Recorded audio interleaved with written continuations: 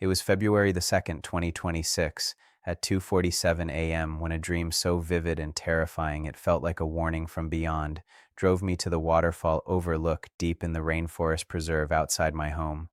And there, surrounded by the thunderous roar of cascading water plunging into the mist-shrouded pool below, ancient ferns dripping with moisture that caught the moonlight like diamonds, and the dense canopy overhead blocking out all but fragments of starlight, Jesus appeared before me with tears streaming down his face and spoke words that shattered everything I thought I understood about the next 7 days. Jonathan, they've been marked. Every single person who will see this message has been marked by my Father before the foundation of the world for this exact moment, and what I'm about to show you about the next 7 days will determine whether they step into their destiny or miss the greatest opportunity of their lives. Not everyone who sees this message is meant to see it. Some will scroll past, some will ignore it. But you've been marked. I need to tell you something before we go any further. If you're watching this right now, it's not an accident. The algorithm didn't bring you here. Your curiosity didn't bring you here. God Himself orchestrated this divine appointment, and I'm about to share something with you that I've never shared publicly before. Something so urgent, so time-sensitive that I actually hesitated to record this because I knew the moment I did, everything would change. But first, I need you to do something for me. I need you to leave your prayer requests in the comments below. I don't care how impossible your situation seems. I don't care how long you've been waiting. I don't care if you've prayed 1,000 times and heard nothing but silence. Leave it in the comments. Because what Jesus showed me in that rainforest at nearly 3 in the morning has everything to do with why some prayers get answered in the next 7 days and others don't. And I promise you, by the end of this message, you'll understand why. And if you're serious about your faith, if you're truly hungry for more of God and not just religious entertainment, hit that subscribe button right now. This channel is only for true believers. It's only for people who are willing to hear hard truths, who are willing to be challenged, who are willing to let Jesus disrupt their comfortable Christianity. Because what I'm about to share will do exactly that. Now, some of you know me as the actor who portrays Jesus in The Chosen. That role has been the greatest honor of my life, but it's also been the greatest responsibility when you spend years studying the words of Christ, when you meditate on His teachings day after day, when you try to embody His love and His truth in front of cameras and crews and millions of viewers, something happens to you. You become sensitized. You become attuned to His voice in ways you never expected. And sometimes He speaks to you in ways that terrify you because of the weight of what He's asking you to carry. This is one of those times. Let me take you back to that night. To that moment, to that place. I hadn't planned to go to the waterfall. I'd been in bed, exhausted from a long day of filming, when I fell into a sleep that wasn't really sleep. You know what I'm talking about, that state where you're not quite dreaming but not quite awake, where the veil between the physical and spiritual realm becomes thin as gossamer.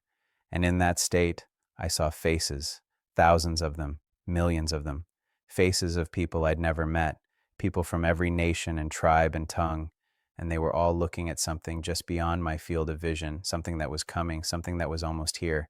And then I heard a voice, His voice, say just one word, go. I sat up in bed, my heart pounding so hard I could feel it in my throat.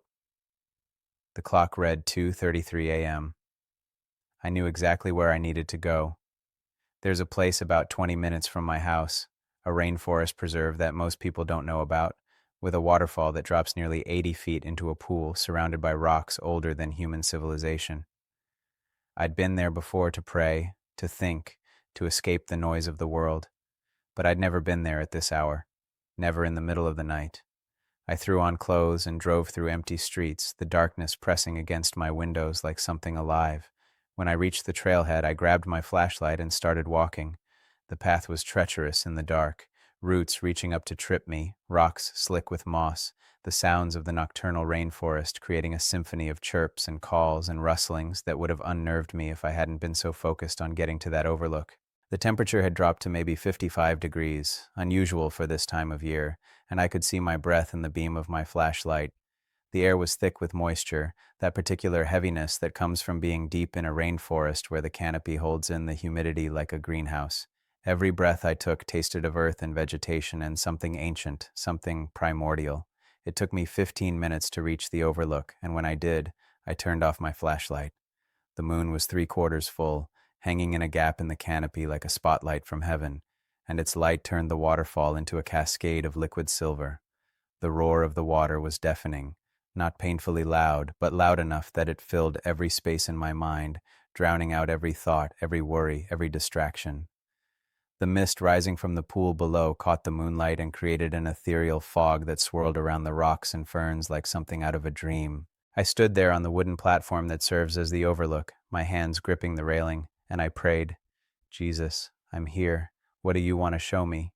And that's when everything changed. The temperature dropped suddenly, I mean suddenly, like someone had opened a freezer door. My breath came out in thick clouds. The sounds of the rainforest went completely silent, not gradually, instantly, as if someone had hit a mute button on creation itself. Even the waterfall seemed to quiet, though I could still see it cascading down, and then he was there. I didn't see him appear, he was just suddenly there, standing on the other side of the platform, his form somehow more solid than the trees around him, more real than the rocks beneath my feet. He was wearing simple robes, and his face, oh, his face. I've tried to portray that face for years on screen, but nothing could have prepared me for the reality of it. The love in his eyes was so intense, it was almost painful to look at. But there was something else there too, something I'd never seen in all my studies, all my prayers, all my meditations. Tears.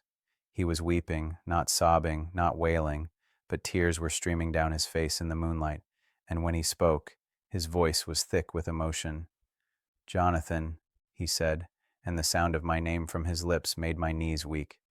Do you know why I brought you here, to this place, at this hour? I couldn't speak. I could barely breathe. I just shook my head. He stepped closer, and I could smell something like myrrh and honey, something that doesn't exist in our world but somehow should. I brought you here because what I'm about to show you needs to be witnessed in a place where my Father's creation still speaks clearly, where the noise of human civilization can't drown out the truth, where the power and majesty of what we created can remind you that we are not small, we are not distant, and we are not silent. He gestured to the waterfall, and as he did, the moonlight seemed to intensify, turning the cascade into something that looked like flowing light rather than water. In 7 days, he said, something is going to shift in the spiritual realm. A window is going to open that has been closed for a season, and everyone who sees the message you're going to share, everyone who has been marked by my Father, is going to have an opportunity that won't come again for a long, long time. What kind of opportunity? I managed to whisper. He turned to look at me fully, and the intensity of his gaze made me take a step back. The opportunity to step into the calling they've been running from. The opportunity to receive the breakthrough they've been begging for. The opportunity to see me move in their lives in ways they've only read about in Scripture. He paused, and another tear rolled down his cheek. But most of them won't take it. Most of them will miss it completely. Do you know why? I shook my head again. Because they don't understand what it means to be marked. He raised his hand, and suddenly the air between us shimmered like heat waves on asphalt, and I saw a vision. I saw a massive crowd of people, and above each person's head was a mark, not visible to human eyes, but visible in the spiritual realm. Some marks glowed with brilliant light. Others were dim, barely visible. And as I watched, I saw angels moving through the crowd, stopping at certain people, whispering in their ears, orchestrating circumstances, arranging divine appointments. Before you were born, Jesus said, his voice echoing strangely in the silent rainforest, my Father looked down through time and saw this moment. He saw you watching this message. He saw every struggle you've been through, every prayer you've prayed, every tear you've cried, and he marked you. He set you apart for such a time as this. The vision shifted, and I saw a calendar. The dates were highlighted, the next 7 days starting from February 2nd, 2026. And over those 7 days, I saw supernatural activity like I'd never witnessed. I saw angels being dispatched. I saw demonic resistance being broken. I saw chains falling off people. I saw doors opening that had been locked for years. I saw healing, deliverance, provision, restoration, all happening in rapid succession, like a divine domino effect. But here's what breaks my heart, Jesus said, and his voice cracked with emotion. Here's what makes me weep. Most of the people who have been marked for this moment won't recognize it. They'll be too busy, too distracted, too comfortable in their lukewarm faith. They'll see your message and think, that's nice, and then go right back to scrolling. They'll hear my voice calling them to something more and mistake it for their own thoughts. They'll feel the stirring in their spirit and dismiss it as emotion. He stepped closer to me, so close I could have reached out and touched him. I need you to tell them, Jonathan. I need you to warn them. The next 7 days are not ordinary days. They've been marked on heaven's calendar, and everyone who has been brought to this message has been marked as well. But marking isn't enough. They have to respond. They have to act. They have to step out in faith and obedience, or they'll miss what I'm about to do. What are you about to do? I asked, my voice barely audible over the returning sound of the waterfall. He smiled then, and it was like the sun breaking through storm clouds. I'm about to answer prayers that people stopped praying because they lost hope. I'm about to open doors that people stopped knocking on because they got tired. I'm about to heal wounds that people accepted as permanent because they couldn't imagine me being that good. He turned back to the waterfall, and as he did, the water seemed to respond to his presence, the mist swirling in patterns that looked almost like words, almost like a language I couldn't quite read. But there's a condition, he said, his voice taking on a tone of authority that made the very air vibrate. They have to understand what they've been marked for, not just blessing, not just breakthrough, not just answered prayer. They've been marked for assignment. They've been marked for purpose. They've been marked to be my hands and feet in a world that's about to get much darker. The vision came back, but this time it was different.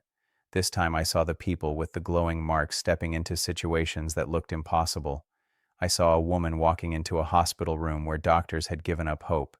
And as she prayed, I saw the patient's body begin to heal.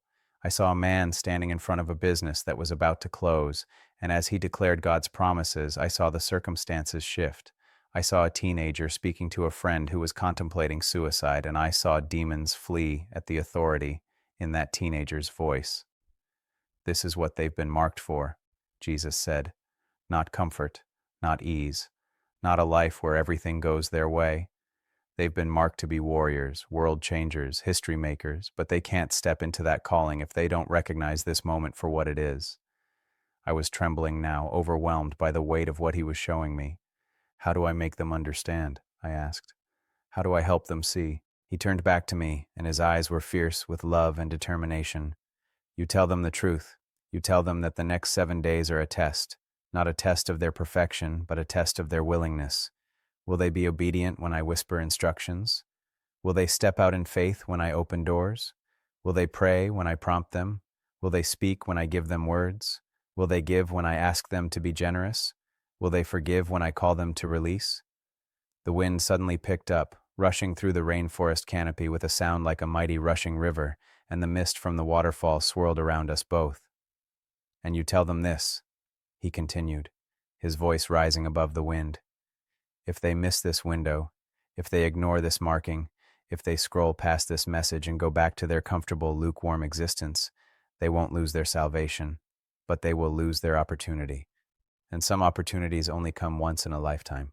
He reached out and placed his hand on my shoulder, and the touch sent what felt like electricity through my entire body. Tomorrow night, come back here, same time. There's more I need to show you, more they need to understand. But for now, go and tell them what you've seen. Tell them they've been marked. Tell them the clock is ticking.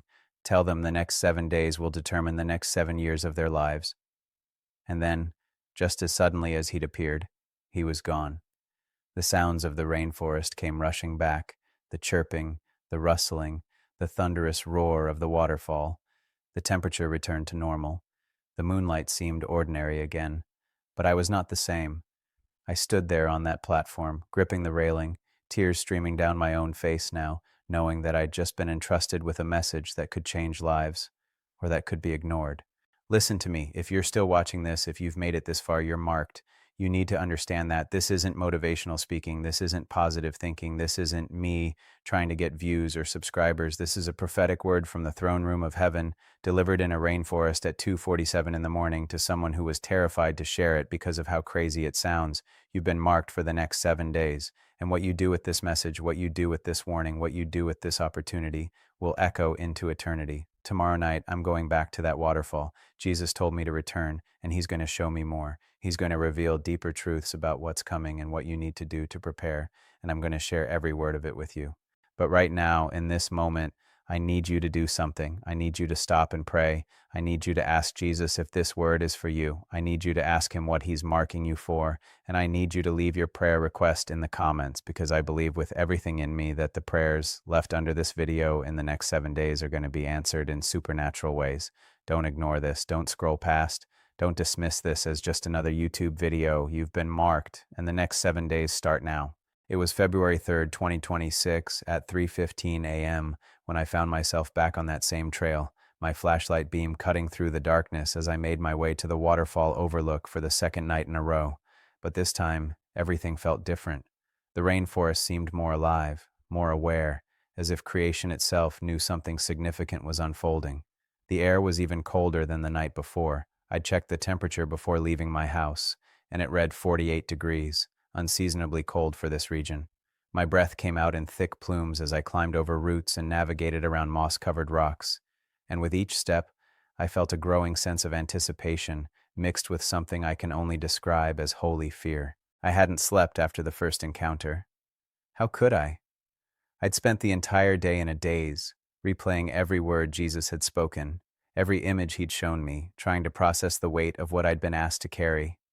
I'd recorded the first part of this message, and already the comments were flooding in.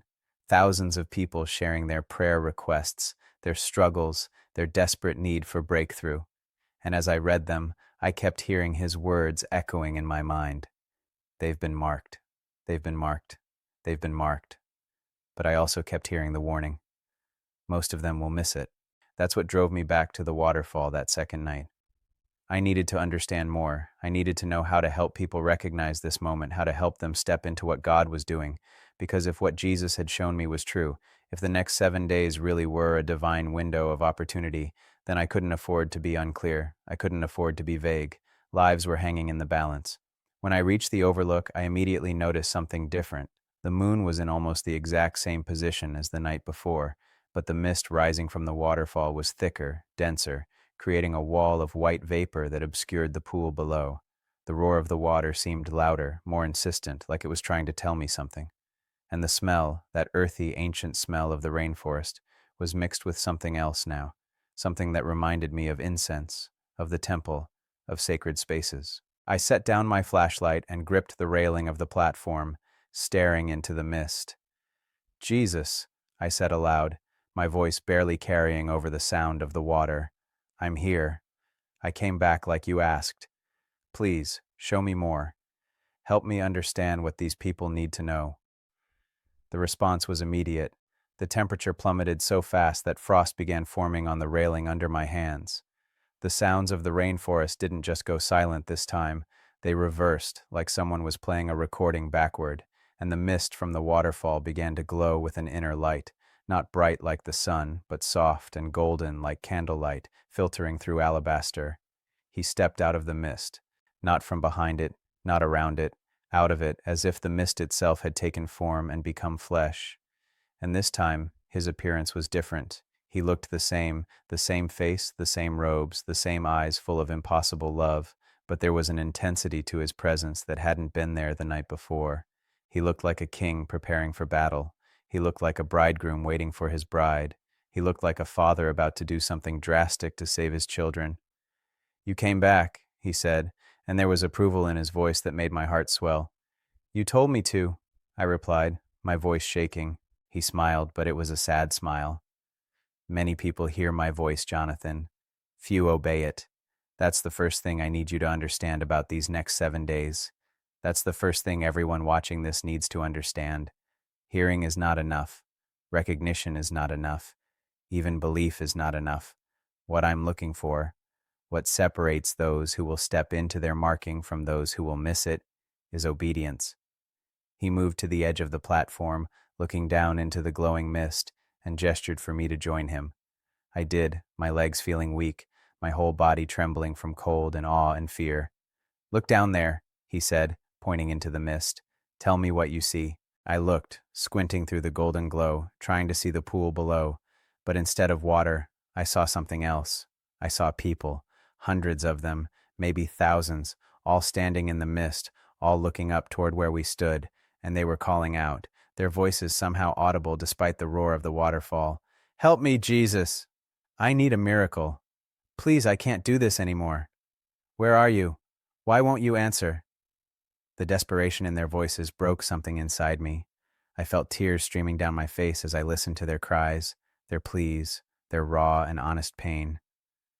These are the prayers I hear every second of every day, Jesus said, his own voice thick with emotion. These are my children, crying out for help, for hope, for breakthrough. And do you know what breaks my heart more than their suffering? I shook my head, unable to speak. It's that I've already answered most of these prayers. I've already dispatched angels. I've already moved circumstances. I've already opened doors. But they can't see it because they're looking in the wrong direction. He waved his hand, and the scene in the mist changed. Now I could see the same people, but from a different angle, and behind each one of them I saw open doors, glowing, obvious, impossible to miss open doors. But every single person had their back to their door. They were all facing the wrong way, staring at closed doors, pounding on locked doors, weeping over doors that were never meant to open.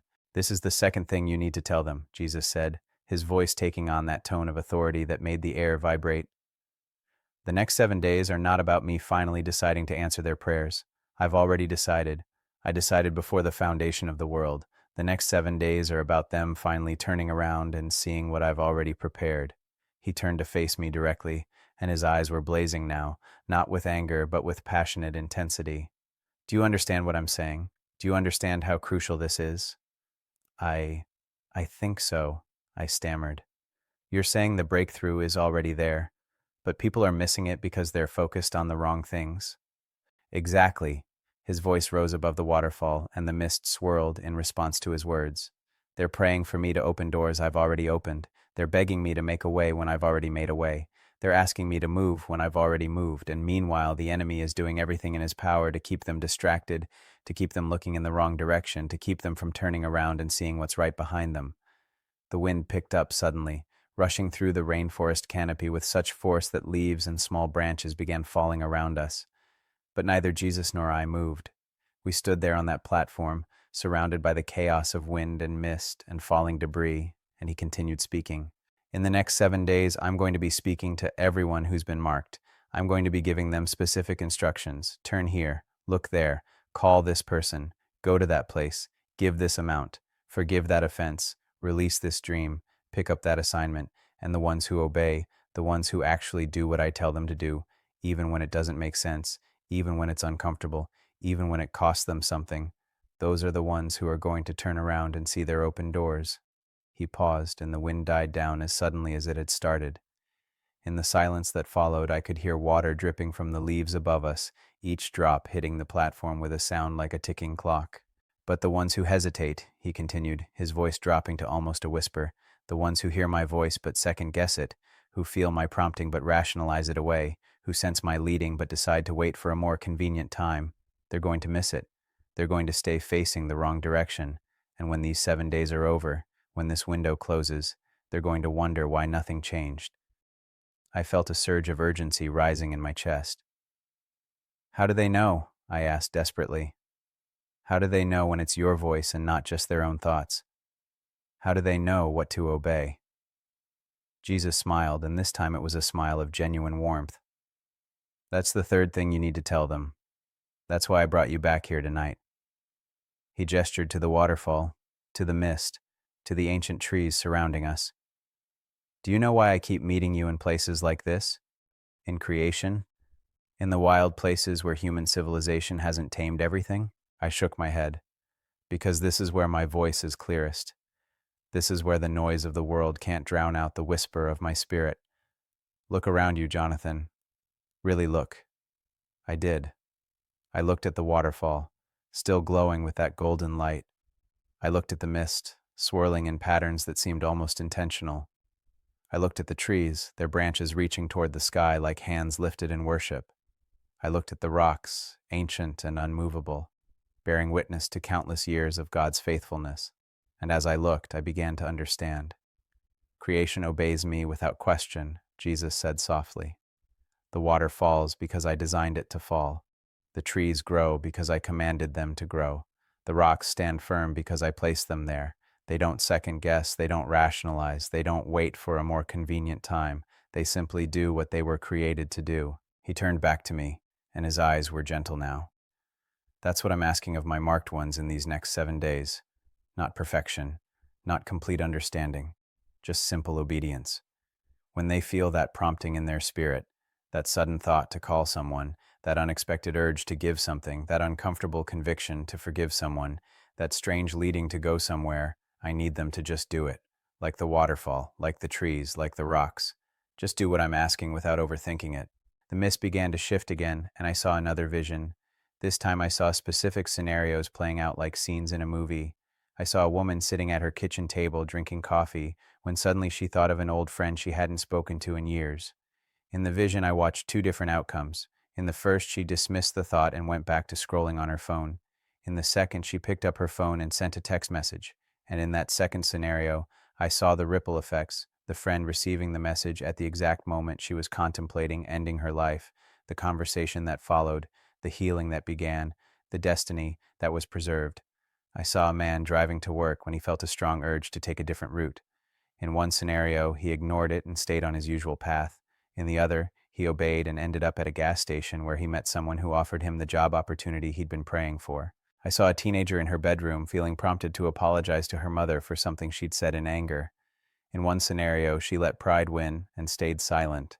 In the other, she walked downstairs and said three simple words, "I'm sorry, Mom." And I watched as years of relational walls began to crumble. These are the kinds of promptings I'm going to be giving in the next 7 days, Jesus said as the visions continued to unfold. They're not going to be dramatic. They're not going to be accompanied by thunder and lightning. They're going to be quiet, subtle, easy to dismiss, and that's exactly why most people will miss them. He waved his hand and the visions disappeared, replaced once again by the view of the waterfall and the mist. The enemy has convinced my people that my voice always comes with fanfare, that divine direction always feels supernatural, that obedience should always make sense before you do it. But that's not how I work. I speak in whispers so that only those who are truly listening will hear. I give instructions that seem small so that only those who are truly humble will obey. I ask for faith steps that feel risky so that only those who truly trust me will move.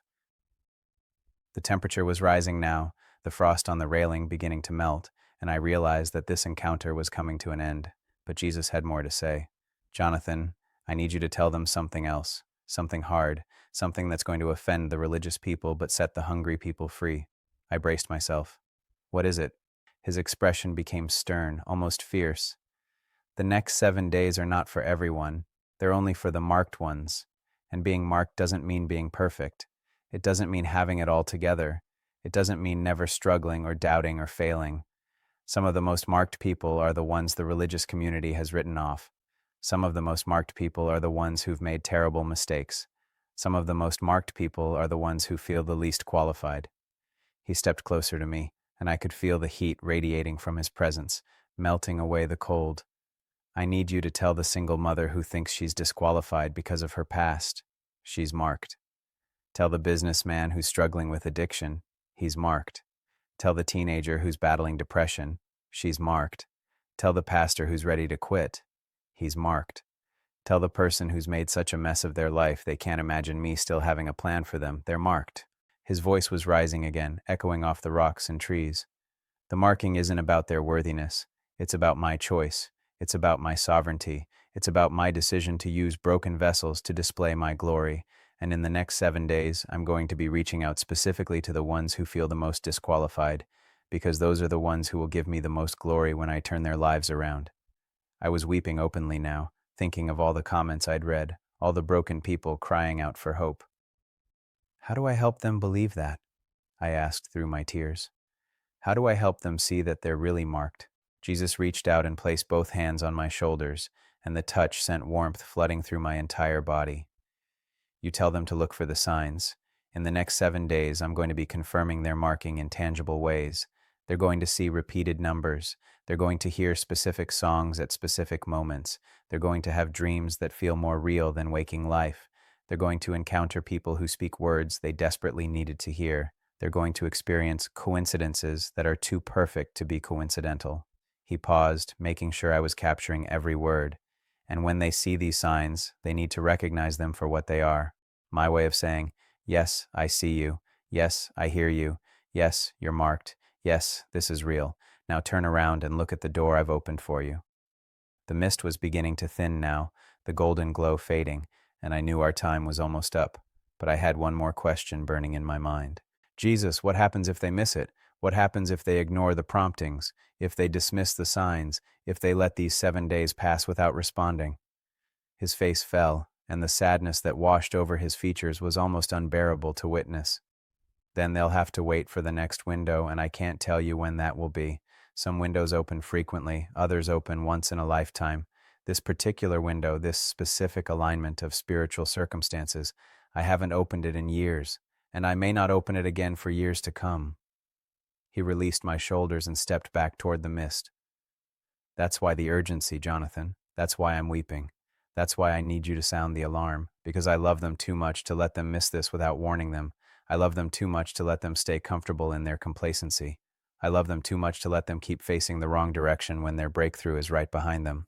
The mist was swirling around him now, beginning to obscure his form. Come back tomorrow night, same time. There's one more thing I need to show you, one more truth they need to understand before these 7 days begin in earnest. But for now, go and tell them what you've seen. Tell them to start listening for my voice. Tell them to start watching for the signs. Tell them to prepare their hearts for obedience, even when it doesn't make sense. I will, I promised. I'll tell them everything. He smiled one last time, and then he spoke words that I'll never forget. The ones who obey in the next 7 days will look back a year from now and recognize this as the moment everything changed, the moment their story shifted, the moment they stopped being victims and became victors, the moment they stopped begging for breakthrough and started walking in it. Tell them that, Jonathan. Tell them their future selves are begging them not to miss this. And then he was gone, dissolving into the mist like he'd never been there at all. But I knew he had been. The warmth still lingered on my shoulders where he touched me. The words still echoed in my mind. The vision still burned behind my eyes. I stood there for another 20 minutes, just processing, just praying, just letting the weight of it all settle into my bones. The sounds of the rainforest had returned, the chirping, the rustling, the endless roar of the waterfall. The temperature had normalized, the mist was just mist again. But I was not the same person who had walked up that trail. And if you're still watching this, if you've made it this far, you're not the same person who started this video. You've been marked, and now you know what that means. It means God has already answered your prayers. It means He's already opened doors. It means He's already made a way, but you have to turn around. You have to start looking in the right direction. You have to start listening for His voice and obeying what He tells you to do, even when it seems small, even when it doesn't make sense, even when it costs you something. The next 7 days are not ordinary days. They're marked days, sacred days, days when heaven is paying attention to what you do with what you've been given. So here's what I need you to do right now. I need you to get alone with God. I don't care if it's in your car, your bedroom, your bathroom, wherever you can find 5 minutes of silence, and I need you to ask Him one question. What do you want me to do in the next 7 days? And then I need you to listen. Really listen. Not for an audible voice necessarily, but for that quiet prompting in your spirit. That thought that seems to come from nowhere. That urge that doesn't quite make sense. That conviction that makes you uncomfortable. And when you hear it, when you feel it, when you sense it, obey it. Don't overthink it. Don't rationalize it away. Don't wait for confirmation. Just do it. Like the waterfall, like the trees, like the rocks. Simple obedience. That's the key to unlocking everything Jesus wants to do in your life in the next 7 days. Tomorrow night, I'm going back to that waterfall one more time. Jesus said, there's one more truth I need to understand, one more piece of this puzzle, and I'm going to share it with you as soon as I receive it. But don't wait for tomorrow's message to start responding. Start now. Start today. Start this moment. Leave your prayer request in the comments if you haven't already.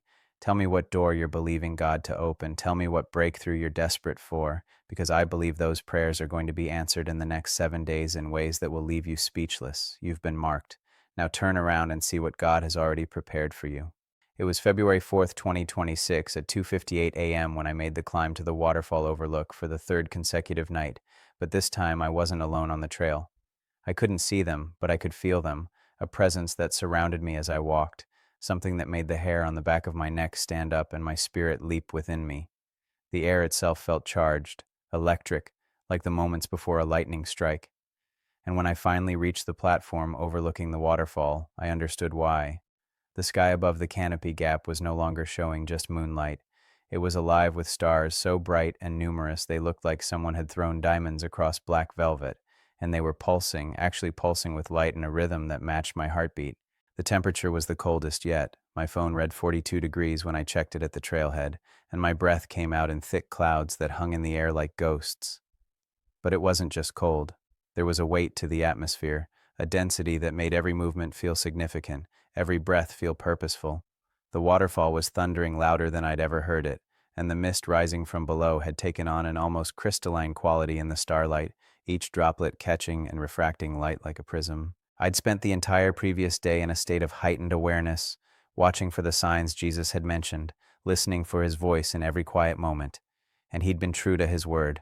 I'd seen repeated numbers everywhere, 222, 333, 444, on clocks, receipts, license plates. I'd heard the same worship song 3 times in completely different locations.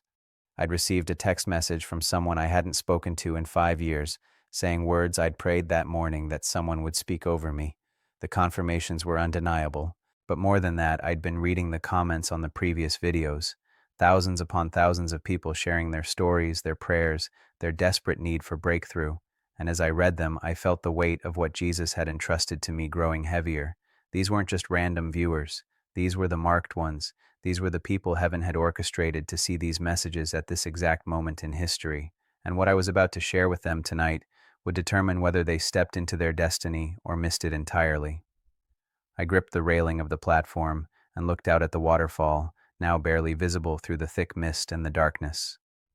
"Jesus," I called out, my voice strong despite my trembling body. "I'm here for the third night. I'm ready to receive whatever you need to show me. Please, don't let me miss anything. Don't let me fail to communicate what these people need to hear." The response was immediate and overwhelming. The stars above suddenly blazed brighter, so bright I had to shield my eyes. The temperature didn't just drop. It felt like I'd been plunged into ice water, every nerve ending in my body screaming with cold. And the sound, oh God, the sound. The waterfall's roar multiplied tenfold, becoming not just noise, but a voice, a chorus, a symphony of sound that seemed to be speaking words I couldn't quite understand but felt in my bones. And then everything went silent, not gradually, not slowly. In an instant, every sound ceased. The waterfall was still falling. I could see it through the mist, but it made no sound. The wind was still blowing. I could feel it on my face, but it made no sound. My own heartbeat, which had been pounding in my ears, made no sound. It was the silence of eternity, the silence of the throne room, the silence that exists before God speaks creation into being. And then he was there.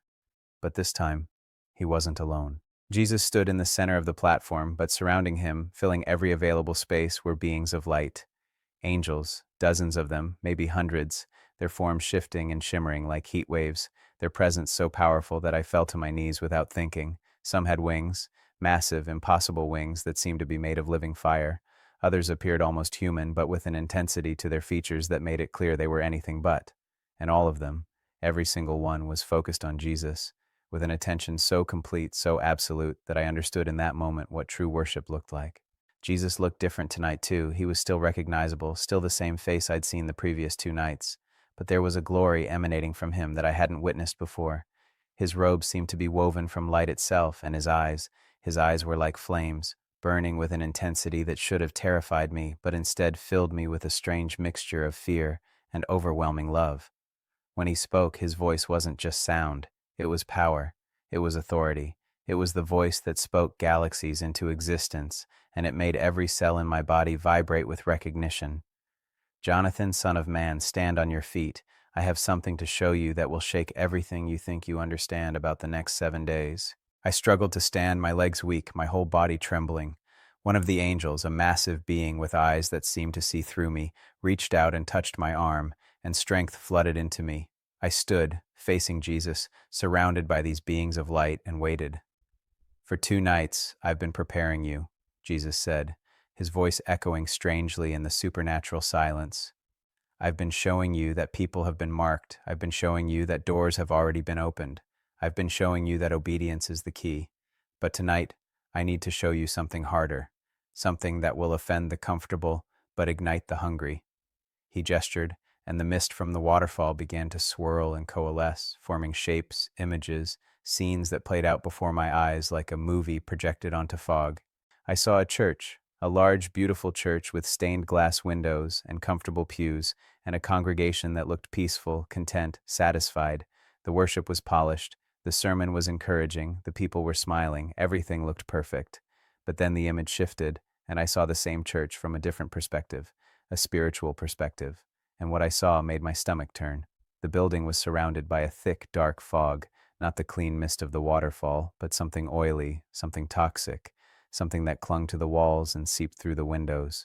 And inside, most of the people, not all, but most, had a gray film covering their eyes, their ears, their mouths. They were going through the motions of worship, but they couldn't see, they couldn't hear, they couldn't speak truth.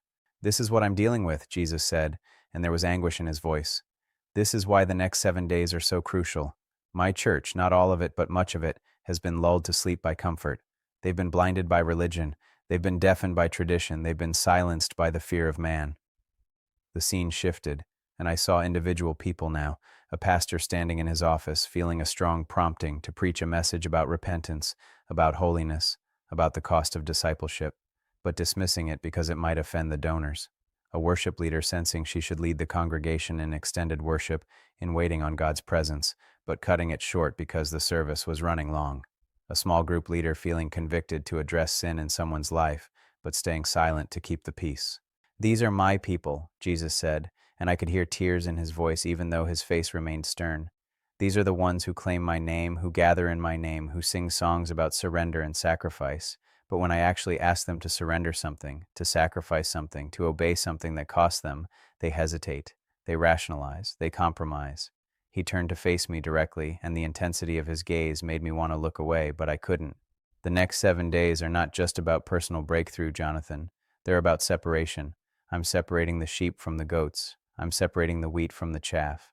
I'm separating those who truly love me from those who just love the idea of me." One of the angels stepped forward, a being so tall his head nearly reached the canopy above us, and spoke in a voice like thunder. "The marked ones are being called out of comfort, called out of compromise, called out of lukewarm Christianity. What the Lord is about to do will require vessels who are fully surrendered, fully obedient, fully abandoned to his will." The mist shifted again, and now I saw a different scene. I saw people, the marked ones, being presented with choices, specific concrete choices that would reveal what was truly in their hearts. I saw a businessman being prompted to give a large sum of money to someone in need, money he'd been saving for a vacation. In one scenario, he obeyed immediately, and I watched as that act of obedience opened a door to a business opportunity that multiplied his resources tenfold. In another scenario, he hesitated, rationalized, decided to give a smaller amount, and the door closed. I saw a woman being prompted to forgive someone who had deeply wounded her, to not just say the words, but to actually release the offense and reach out in reconciliation. In one scenario, she obeyed despite the pain, and I watched as years of physical illness left her body the moment she made the phone call. In another scenario, she held on to her right to be hurt, and the illness remained. I saw a young man being prompted to quit a job that was compromising his integrity, to walk away from financial security and trust God to provide. In one scenario, he obeyed, and within 3 days he was offered a position that paid more and aligned with his calling. In another scenario, he stayed, and I watched as his spiritual life slowly died over the following months. "This is what the next 7 days are going to look like for the marked ones," Jesus said, his voice cutting through the visions. "I'm going to be asking them to do hard things, uncomfortable things, costly things, things that don't make sense to their natural mind, things that will require them to trust me more than they trust their own understanding." He paused, and the angels around him seemed to lean in, as if what he was about to say next was of critical importance. "And here's the truth that's going to separate those who truly want breakthrough from those who just want comfort. The breakthrough is on the other side of the obedience, not before it, not during it, after it. They have to step out in faith before they see the result. They have to obey before they understand why. They have to surrender before they receive." The mist swirled again, and this time I saw something that made my blood run cold. I saw people, marked people, people who had seen these messages, people who had felt the promptings, choosing comfort over obedience. And I watched as their marks began to fade, not disappear entirely, but dim, like a light being turned down. And as their marks dimmed, I saw the angels who had been assigned to them step back, their faces filled with sorrow. "Can they lose their marking?" I asked, my voice barely a whisper. Jesus' expression was grave. They can't lose their salvation if they're truly mine, but they can miss their moment. They can forfeit their assignment. They can disqualify themselves from the specific purpose I marked them for in this season. He stepped closer to me, and I could feel the heat of his presence driving away the cold. Jonathan, I need you to understand something. I need everyone watching this to understand something. I'm not playing games. I'm not testing people for my own amusement. I'm preparing an army. I'm raising up a generation of believers who will do greater works than these, just like I promised. But I can't use people who won't obey. I can't entrust my power to people who will compromise when things get difficult. Another angel spoke, this one with a voice like rushing water. The days ahead are dark, darker than most realize. The enemy is mobilizing his forces for a final assault on truth, on righteousness, on the very concept of absolute morality. The Lord needs warriors, not spectators. He needs voices, not echoes. He needs people who will stand when everyone else sits, who will speak when everyone else is silent, who will obey when everyone else compromises. The visions in the mist intensified, coming faster now, showing me scene after scene of what was coming. I saw persecution, not the violent kind, not yet, but the subtle kind. The kind where speaking biblical truth costs you your job, your reputation, your relationships. I saw deception spreading through the church like a virus, false teachers gaining massive platforms while true prophets were silenced. I saw families torn apart, not by external forces, but by internal compromise. But then I saw something else. I saw the marked ones, the ones who had obeyed in these 7 days, standing firm in the midst of the chaos. I saw them operating in supernatural power, healing the sick, casting out demons, speaking words of knowledge that cut through deception like a sword. I saw them leading others to Christ, not through clever arguments, but through the undeniable evidence of transformed lives. I saw them forming communities of believers who actually lived like the early church, sharing everything, meeting daily, devoted to prayer and the apostles' teaching. This is what's at stake, Jesus said, his voice rising with passion. This is why these 7 days matter so much. I'm not just offering personal breakthrough. I'm offering the opportunity to be part of something bigger than yourself. I'm offering the chance to be a history maker, a world changer, a carrier of my glory in the darkest hour. He raised his hand, and the waterfall behind him suddenly erupted with light, the water turning into what looked like liquid gold, cascading down with a sound that was now audible again, a sound like 10,000 voices singing in perfect harmony.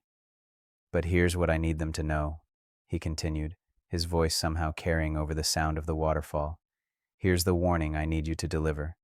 If they ignore the promptings in these 7 days, if they choose comfort over obedience, if they let fear or pride or rationalization keep them from doing what I'm asking, they won't just miss their personal breakthrough. They'll miss their preparation for what's coming. And when the dark days arrive, and they will arrive, they'll find themselves unprepared, untested, unable to stand. The temperature was rising now, the cold giving way to warmth, and I realized we were approaching the climax of this encounter. The angels were moving, forming a circle around Jesus and me, their wings creating a canopy of light above us. Jesus placed his hand on my chest, right over my heart, and I felt something like electricity surge through my entire body. I'm marking you again, Jonathan, marking you for this specific assignment. You're going to face opposition for sharing these messages. People are going to call you crazy, delusional, a false prophet. Religious leaders are going to dismiss you. Some of your friends are going to distance themselves from you. But you need to know that every word I've spoken to you is true, and every person who needs to hear it will hear it. He removed his hand, and I could still feel the warmth where he'd touched me, like a brand, like a seal. And I'm doing the same thing for everyone who's watching this, everyone who's made it this far, everyone who's still hungry, everyone who's willing to pay the price. I'm marking them again, confirming their calling, sealing them for the assignment ahead. The angels began to sing, not in any language I recognized, but in a language that bypassed my mind and spoke directly to my spirit. And as they sang, the mist from the waterfall began to glow with different colors, gold, silver, blue, purple, swirling around us in patterns that looked like words written in light. Tomorrow is the last time I'll meet you here, Jesus said, his voice somehow intimate despite the angelic chorus. Tomorrow I'll give you the practical instructions they need to follow. But tonight, I needed them to understand the stakes. I needed them to see what they're being prepared for. I needed them to count the cost. He gestured to the waterfall, now blazing with supernatural light. Do you see this water, Jonathan? It doesn't flow upward. It doesn't flow sideways. It flows in the direction I designed it to flow, regardless of obstacles, regardless of resistance. It simply obeys the laws I built into creation. That's what I'm looking for in these next 7 days. People who will flow in the direction I'm leading them, regardless of obstacles, regardless of resistance, simply because I'm the one leading. The light was becoming almost unbearable now, so bright I had to squint. The angel's song was reaching a crescendo, and Jesus was beginning to fade, his form becoming translucent, merging with the light. "Tell them this," he said, his voice echoing as if from a great distance. "Tell them that the next 7 days will be the hardest and the most rewarding of their lives. Tell them that every act of obedience, no matter how small it seems, is being recorded in heaven. Tell them that angels are watching, waiting to move on their behalf the moment they step out in faith. Tell them that I'm not asking them to be perfect. I'm asking them to be willing." He was almost completely gone now, just a silhouette of light in the midst of the blazing waterfall. But his final words rang out clear and strong. "And tell them that I love them too much to let them stay comfortable. I love them too much to let them miss this. I love them too much to let them settle for a mediocre Christian life when I've called them to be world changers." The next 7 days begin now, and I'm watching to see who will obey. And then he was gone. The angels were gone. The supernatural light faded, leaving only the normal glow of starlight on mist. The temperature returned to its natural cold. The sounds of the rainforest came rushing back, but I was not the same. I stood there on that platform, my hand pressed against my chest where Jesus had touched me, feeling the warmth still radiating from that spot, and I wept.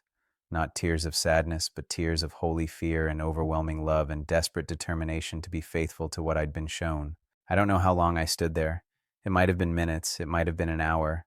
Time felt strange, elastic, like I was caught between two worlds. Eventually, I made my way back down the trail, my flashlight beam seeming dim and inadequate after the glory I'd witnessed. And with every step, I felt the weight of what I'd been entrusted to share pressing down on me. Listen to me, if you're still watching this. If you've made it through all 3 nights of these encounters, you need to understand something. This is not entertainment. This is not motivational content. This is a prophetic warning from the throne room of heaven, delivered to someone who never asked for this assignment, but who's willing to be faithful to it regardless of the cost. You've been marked, you've been called, you've been chosen for such a time as this. But marking isn't enough. Calling isn't enough. Even choosing isn't enough. You have to respond. You have to obey. You have to be willing to do the hard things, the uncomfortable things, the costly things that Jesus is going to ask of you in the next 7 days. And make no mistake, he will ask. He's already asking. That prompting you felt while watching this video, that conviction that stirred in your spirit, that uncomfortable awareness of something you need to do, someone you need to forgive, something you need to surrender, that's him. That's his voice.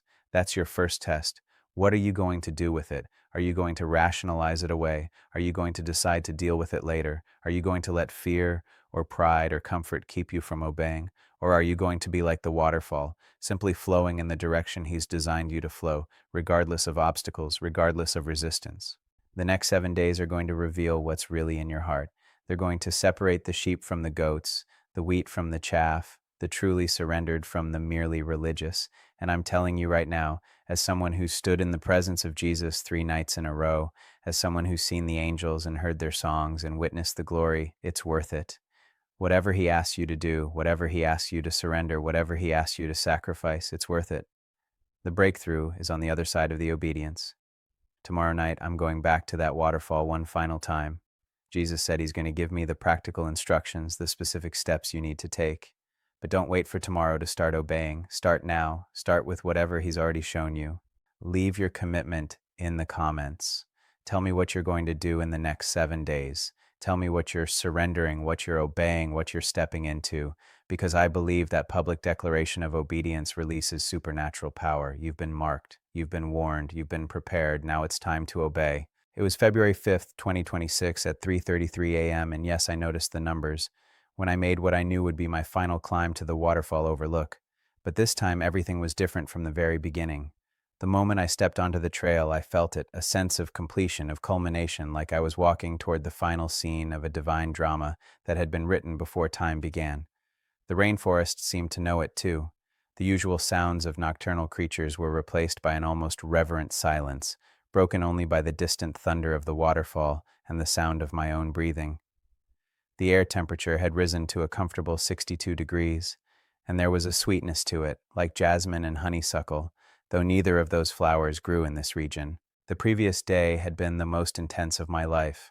After sharing the third encounter, the response had been overwhelming. Hundreds of thousands of comments from people all over the world, sharing their commitments, their decisions to obey, their testimonies of what had already begun to shift in their lives. People were forgiving decades-old offenses. People were giving sacrificially. People were quitting jobs that compromised their integrity. People were reaching out to estranged family members. People were stepping into callings they'd been running from for years. But there had also been the opposition Jesus had warned me about, the messages calling me a false prophet, the religious leaders condemning these videos as heretical, the former friends distancing themselves, the doubt that crept in during quiet moments, whispering that maybe I'd imagined it all, maybe I was leading people astray, maybe I should delete everything and go back to just being an actor. But then I'd feel that warmth on my chest where Jesus had touched me, and I'd know with a certainty that transcended logic, that every word he'd spoken was true. As I approached the overlook, I could see light ahead. Not the cold light of the moon or the distant light of stars, but warm, golden light that seemed to be emanating from the waterfall itself. And I could hear something, music maybe, or singing, or something that was both and neither, a sound that made my heart race with anticipation. When I stepped onto the platform, I stopped and just stared. The waterfall was glowing, not reflecting light, but generating it, as if the water itself had been transformed into liquid light.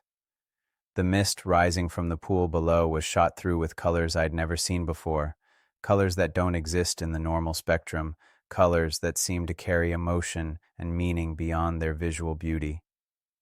And standing at the edge of the platform, his back to me, looking out at the cascade of light, was Jesus. He was alone this time. No angels, no supernatural manifestations. Just him in simple robes, looking almost ordinary except for the way the light from the waterfall seemed to recognize him, seemed to bend toward him, seemed to worship him.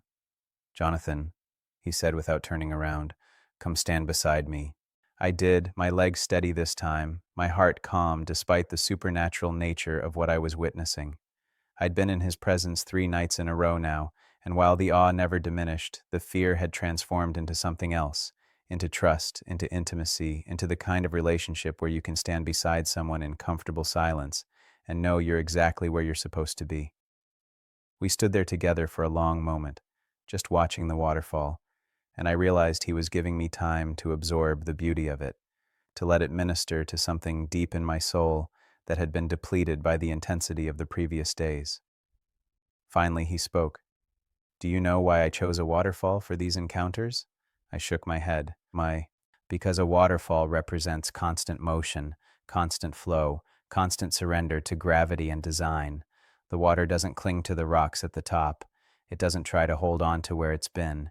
It simply releases and falls and trusts that there's a purpose in the descent. He turned to look at me, and his eyes were gentle, filled with a tenderness that made my throat tight. That's what I'm asking of my marked ones in these next 7 days. Not perfection, not complete understanding, just constant surrender, just constant flow, just constant trust that I know where they're going, even when they can't see it.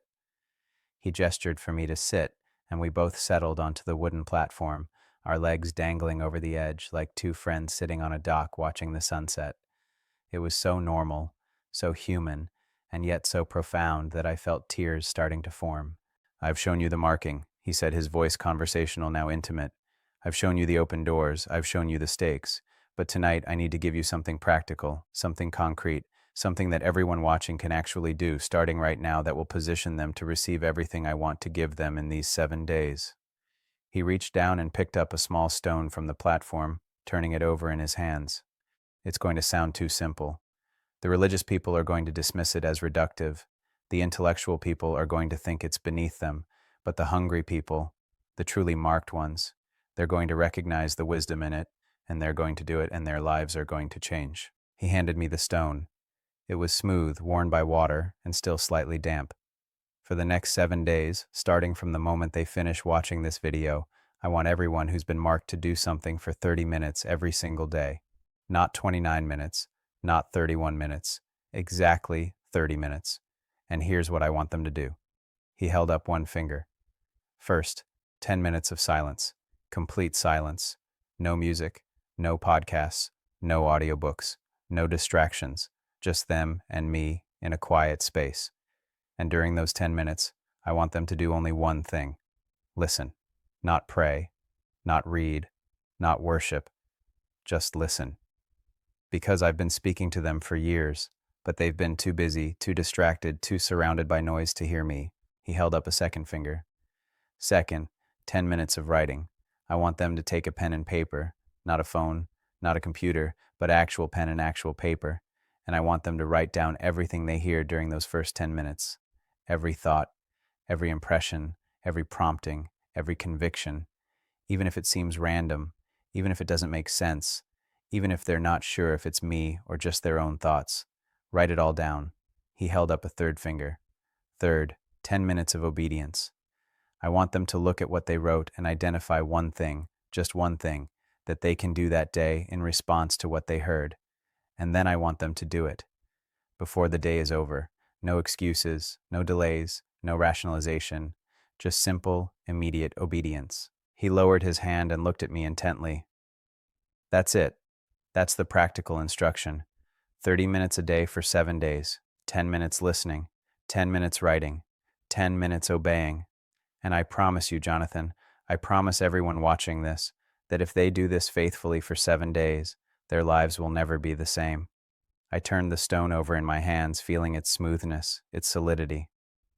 That does sound simple, I said, almost too simple. He smiled. That's exactly the point. I'm not looking for people who can do complicated things. I'm looking for people who will do simple things consistently. Do you know how many people pray for breakthrough but won't commit to 30 minutes a day for 7 days? Do you know how many people say they want to hear my voice but won't sit in silence for 10 minutes? Do you know how many people claim they want to be used by me but won't obey the small promptings I give them? He stood up and I stood with him, still holding the stone.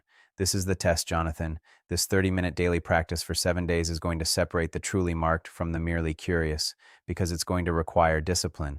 It's going to require sacrifice. Sacrifice of sleep, sacrifice of entertainment, sacrifice of comfort. It's going to require humility. The humility to admit they don't already know everything. The humility to sit in silence and wait. The humility to obey even when the instruction seems small or strange.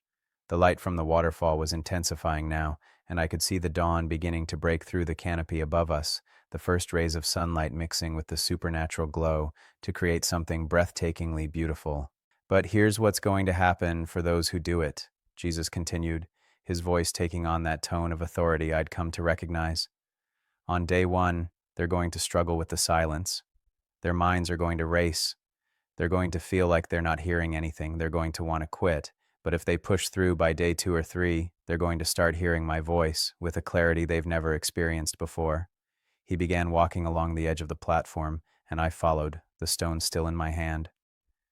By day 4 or 5, the things they're writing down are going to start connecting, forming patterns, revealing a bigger picture of what I'm doing in their lives. And by day 6 or 7, the acts of obedience they've been doing, the small, seemingly insignificant acts, are going to start producing fruit. Doors are going to open. Relationships are going to heal. Provision is going to come. Breakthrough is going to manifest. He stopped and turned to face me, the rising sun now creating a halo effect around his head. But I need you to warn them about something. I need you to tell them that the enemy is going to fight this harder than anything else, because he knows that if they establish this practice, if they learn to hear my voice clearly and obey immediately, they're going to become dangerous. They're going to become the kind of believers who actually change the world. What kind of opposition should they expect? I asked. His expression became serious.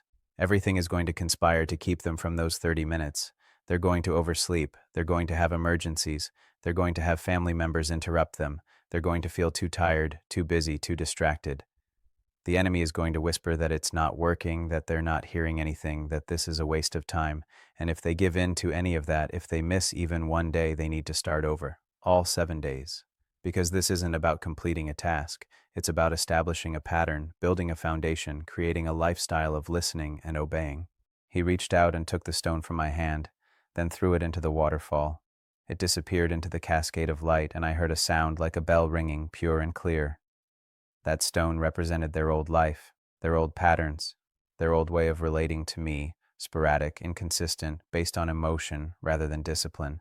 I just threw it into the waterfall, into the constant flow of my presence, and that's what's going to happen to everyone who commits to these 7 days. Their old life is going to be washed away, and they're going to emerge as new creations, established in a rhythm of intimacy with me that will sustain them through everything that's coming. The sun was fully rising now, and the supernatural glow of the waterfall was beginning to fade, merging with the natural light of dawn. The colors in the mist were softening, becoming the normal rainbow effect of sunlight on water vapor. And I realized that this encounter was coming to an end, that this was the last time I would meet Jesus here, in this way. He seemed to sense my thoughts. This is the last time I'll meet you at this waterfall, Jonathan, but it's not the last time I'll speak to you. It's not the last time I'll guide you. It's not the last time I'll use you. This was just the beginning of a new season, a new assignment, a new level of intimacy between us. He placed both hands on my shoulders, just as he had on the third night, and I felt that same warmth, that same electricity, that same sense of being marked and sealed and set apart. You've been faithful to share what I've shown you, even when it cost you, even when people mocked you, even when you doubted yourself. And because of your faithfulness, thousands of people, maybe millions, are going to step into their destiny in these next 7 days. Tears were streaming down my face now, and I didn't try to stop them. What if I fail you? I whispered. What if I mess this up? His smile was radiant, full of love and confidence. You won't, because it's not about your strength, it's about mine. It's not about your ability, it's about your availability. And you've made yourself available, Jonathan. That's all I've ever asked. He released my shoulders and stepped back, and I could see that he was beginning to fade, becoming translucent in the morning light. Tell them one more thing, he said, his voice echoing as if from a distance. Tell them that I'm proud of them. Tell them that heaven is cheering for them. Tell them that angels have been assigned to help them, to protect them, to guide them through these 7 days. Tell them that they're not alone in this. Tell them that I'm with them every step of the way. He was almost completely gone now, just a shimmer in the air, a presence more felt than seen, but his final words rang out clear and strong. The 7 days begin now, and I'm watching to see who will be faithful. Tell them I love them. Tell them I believe in them. Tell them that their future is brighter than they can possibly imagine if they'll just trust me and obey. Tell them. And then he was gone.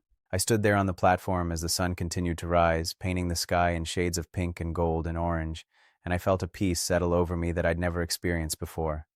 Not the peace of having all the answers, but the peace of knowing I'd been faithful to deliver the message I'd been given. I stayed at the waterfall for another hour, just sitting on the platform, watching the water fall in its endless cascade, thinking about everything I'd witnessed over the past 4 nights. And as I sat there, I began to understand something profound. The waterfall had been the perfect setting for these encounters because it represented exactly what Jesus was asking of his marked ones. Constant flow, constant surrender, constant trust in the design and purpose of the Creator. The water didn't question why it had to fall. It didn't resist the pull of gravity. It didn't try to hold on to where it had been. It simply flowed constantly, consistently, beautifully, fulfilling the purpose it was created for. And that's what these 7 days were about, not about striving or struggling or trying to earn God's favor, just about flowing, just about surrendering, just about trusting that He knows where we're going even when we can't see it. When I finally made my way back down the trail, the rainforest was fully awake. Birds were singing, insects were buzzing, the temperature had risen to a comfortable 70 degrees. Everything looked normal, ordinary, like any other morning, but I knew that nothing would ever be ordinary again. Not for me, and not for anyone who had been marked and who chose to respond. Now let me speak directly to you. If you've watched all 4 parts of this message, if you've made it all the way to this moment, you need to understand something. You didn't find this video by accident. The algorithm didn't bring you here. Your curiosity didn't bring you here. God Himself orchestrated this divine appointment because you've been marked for such a time as this, and now you have a choice to make. You can dismiss everything you've heard. You can write it off as the ramblings of an actor who spent too much time playing Jesus on screen. You can go back to your comfortable, lukewarm Christian life and pretend this moment never happened, or you can respond. You can commit to the 30-minute daily practice for the next 7 days. You can position yourself to receive everything God wants to give you. You can step into the calling and destiny you've been marked for since before the foundation of the world. Here's exactly what I need you to do. First, right now, before you do anything else, leave a comment below saying, I commit. That's it. Just those 2 words. Because there's power in public declaration. There's accountability in making your commitment known. And I believe that the moment you type those words and hit send, angels are going to be dispatched on your behalf. Second, decide right now what time you're going to do your 30 minutes tomorrow. Not sometime tomorrow, not when I have time, a specific time. Set an alarm, put it in your calendar, treat it like the most important appointment of your day, because it is.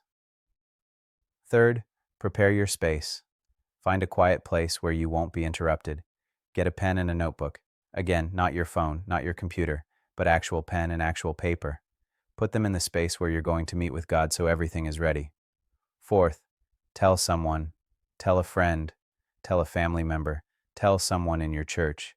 Tell them what you're committing to and ask them to hold you accountable, because the enemy is going to try to stop you, and having someone checking in on you can make all the difference. Fifth, prepare for opposition. I'm not trying to scare you, but I need you to be realistic. The next 7 days are going to be hard. You're going to face obstacles. You're going to feel resistance. You're going to want to quit. But every time you feel that resistance, I want you to recognize it for what it is. Confirmation that you're doing something that matters, something that threatens the kingdom of darkness, something that's going to change your life. Now here's the deadline. You need to start this practice within the next 24 hours, not next week, not when things calm down, within 24 hours of watching this video, because the window Jesus showed me is open right now, but it won't stay open forever. This is a Kairos moment, a divine timing, a supernatural opportunity that has an expiration date. And that expiration date is March 7th, 2026, exactly 30 days from when I had the first encounter. After that date, the window closes, the opportunity passes, the marking remains, but the specific breakthrough available in this season will have to wait for another time. I know that sounds harsh. I know it sounds like I'm trying to manipulate you with urgency, but I'm just telling you what Jesus showed me. I'm just being faithful to deliver the message I was given, even though I know some people are going to be offended by it. Let me share something personal with you. Since I started sharing these encounters, my life has changed dramatically. Some of the changes have been beautiful, the testimonies flooding in, the lives being transformed, the sense of being used by God in a way I never imagined. But some of the changes have been painful. I've lost friends. I've faced criticism from people I respected. I've had moments of doubt and fear and wondering if I made a huge mistake by sharing any of this. But then I remember standing on that platform at 3:33 a.m., feeling Jesus' hands on my shoulders, hearing him say that he's proud of me, that he believes in me, that my faithfulness is going to help thousands of people step into their destiny. And I know with a certainty that transcends logic that it's all worth it. And I'm telling you right now, whatever Jesus asks you to do in these next 7 days, whatever he asks you to surrender, whatever he asks you to sacrifice, it's going to be worth it. The breakthrough is real. The open doors are real, the marking is real, and the opportunity to step into everything God has for you is real. But you have to respond, you have to commit, you have to do the work. So here's my challenge to you. Commit to the 30 minutes a day for 7 days, 10 minutes listening, 10 minutes writing, 10 minutes obeying, starting within the next 24 hours. And then, after the 7 days are complete, come back to this video and leave a testimony. Tell me what happened. Tell me what you heard. Tell me what doors opened. Tell me how your life changed. Because I believe with everything in me that 30 days from now, the comment section of this video is going to be filled with testimonies of miracles, of breakthroughs, of answered prayers, of transformed lives. And those testimonies are going to encourage others who are just finding this message, who are just discovering they've been marked, who are just beginning their own 7-day journey. You've been marked, you've been called, you've been chosen. Now it's time to respond. The waterfall keeps flowing constantly, consistently, fulfilling its purpose without question or hesitation. And that's what Jesus is asking of you in these next 7 days. Just flow, just surrender, just trust, just obey, and watch what he does. I'm praying for you right now. I'm praying that you'll have the courage to commit. I'm praying that you'll have the discipline to follow through. I'm praying that you'll have the faith to believe that God really does have something incredible planned for your life. The next 7 days begin now. Don't miss this. Don't let fear or doubt or busyness or comfort rob you of the breakthrough that's waiting for you. You've been marked for such a time as this. Now step into it. As I sit here now recording these final words, I can still feel the warmth on my chest where Jesus touched me. I can still see the waterfall glowing with supernatural light. I can still hear his voice saying, "Tell them I love them. Tell them I believe in them." And so I'm telling you, he loves you, he believes in you, he's marked you, and he's waiting to see if you'll respond. The waterfall is still flowing. The invitation is still open. The opportunity is still available. But the clock is ticking. 7 days, 30 minutes a day. One decision that could change everything. What are you going to do? Leave your commitment in the comments below. Tell me you're in. Tell me you're going to do this. Tell me you're ready to step into everything God has for you, and then do it. Because your future self, the version of you that exists 30 days from now, 60 days from now, a year from now, is begging you not to miss this moment. You've been marked. Now flow.